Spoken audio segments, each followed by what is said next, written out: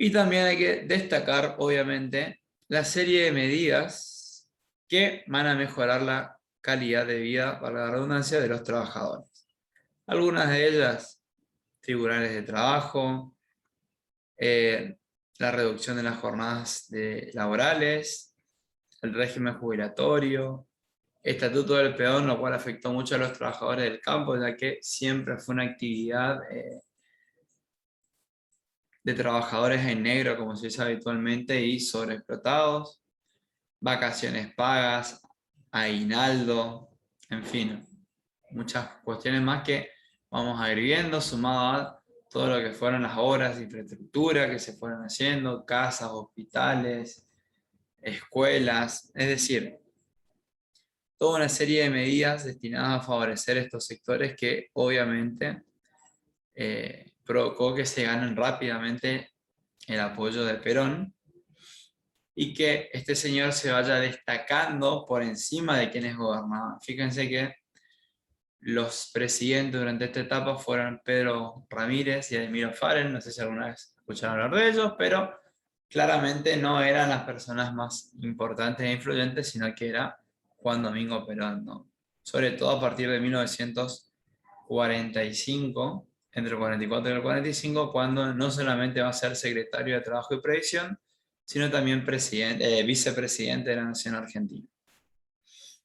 Así que bueno, planteadas estas cuestiones, en torno ya al año 1945, la popularidad de Perón le ganó. Muchos adeptos, vamos a decir, muchas personas que simpatizaban y lo apoyaban, y también varios enemigos, sobre todo dentro de su mismo eh, cuerpo de oficiales dentro del ejército, quienes van a confrontar con él, van a estar también, podríamos decir, celosos de la cantidad de apoyo que tenía, del poder que fue cosechando en poco tiempo, y cometieron el error, podríamos decir, o va a llegar el punto donde el peronismo va a terminar de convertirse en una fuerza política muy importante y que hasta el día de hoy sigue siendo utilizado como, les dije, el hito o el hecho fundacional del peronismo.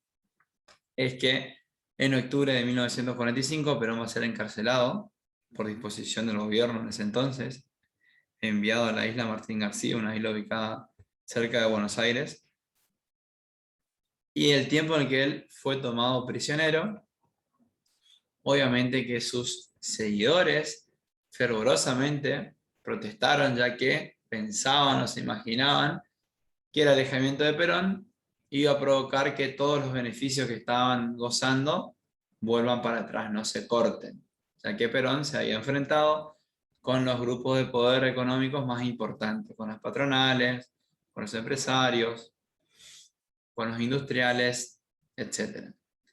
Así que bueno, en este estado de las cosas es que el 17 de octubre de 1945, de manera voluntaria, no fue algo premeditado, los obreros, los jornaleros, los peones y todo aquel que apoyaba a Perón en la ciudad de Buenos Aires se movilizaron hacia la Plaza de Mayo para exigir la libertad inmediata de Perón. Tal magnitud alcanzó la manifestación, llegó a ser millones de personas.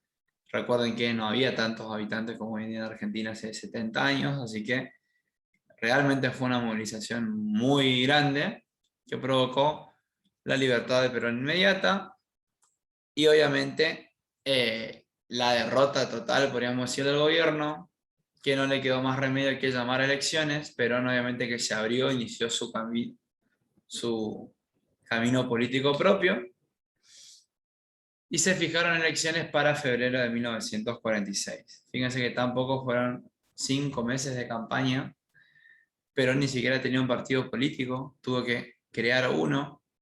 Partido Laborista va a ser el que agrupe a Perón y a todos sus seguidores, en donde obviamente él era el candidato a presidente, y el resto de la oposición, incluidos conservadores, sectores nacionalistas, opositores a Perón, la UCR, Partido Socialista, incluso hasta los comunistas, es decir, una gran coalición política de diversas ideologías, agrupadas únicamente con un solo objetivo, que no gane Perón. Se agruparon en la Unión Democrática, y así tuvieron lugar las elecciones en Argentina en febrero de 1946, donde el Partido Laborista ganó por escasos votos, pero ganó al fin y al cabo. Perón se transformó en presidente de la Argentina. A partir de acá vamos a comenzar a ver, del 46 en adelante, cómo fue las medidas políticas y las características políticas que tuvo Perón en el gobierno, o el peronismo. Vamos a ver que algunas similitudes, como les vengo diciendo, con el radicalismo, con Irigoyen, todo lo que fue, bueno, los aspectos económicos, los planes quinquenales, la política social, y ahí es donde va a aparecer la figura de Evo Perón. Algunas cuestiones más que vamos a ir analizando en las siguientes clases ya presenciales, ¿no? Así que bueno, en esta clase virtual lo que quiero ver es presentar estos años que van desde el golpe hasta el triunfo de Perón en las elecciones. Para eso vamos a utilizar dos textos conocidos ya por nosotros, el de Cataruza, fíjense, la llegada del peronismo, muy cortito. Les voy a hablar acá, bueno, la primera parte de, bueno, qué pasó en 1943, cómo se llegó al golpe, el papel del GOU, que era exactamente el GOU, después la relación de Perón con los trabajadores desde la Secretaría de Trabajo, y todo lo que fue el 17 de octubre, que como les dije da origen al movimiento político que hoy en día es el peronismo. Pregunta de parcial, pregunta de final. Y finalmente las elecciones del 46. Lo mismo acá también el texto de Grabrás, de manera capaz un poco más resumida. Va a hablar del golpe del 43, quiénes participaron, cuáles fueron sus objetivos. Esto es interesante, hablar de la situación de la industria. Recuerden que habíamos visto cómo la creciente industrialización en la Argentina, y por consiguiente la necesidad de obreros, estos obreros no calificados, no sindicalizados, sin una ideología política definida, llegaban a Buenos Aires para ir engrosando el movimiento obrero, la CGT, y después la mayoría de ellos van a directamente apoyar a Perón. Y bueno, un poco hablar del surgimiento de Perón como figura política. Así que bueno, gente, estos van a ser los temas de hoy. Como les dije, hasta acá vamos a llegar con las clases virtuales.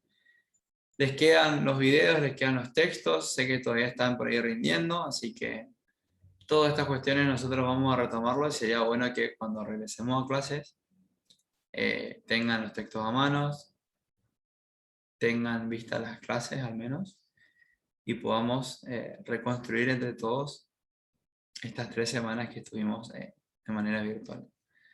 Así que bueno, nos estamos viendo, que tengan una buena semana, un buen fin de, que sigan los éxitos en la mesa de examen.